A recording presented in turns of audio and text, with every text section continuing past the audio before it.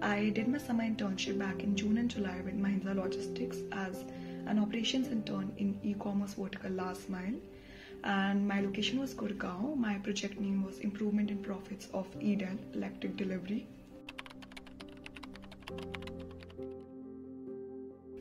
During those 2 months, I learned a lot about the ground realities of operations, how different stations and warehouses worked, how delivery associates worked, what are the problems that they're facing, and we as a team tried to find solutions for those problems. I was also involved in making provisional profit and loss account as well as weekly reports, which was sent to higher management for comparison as well as analysis of this week's number with the previous week. In totality, it was a great learning experience, and yeah, I had the best time there.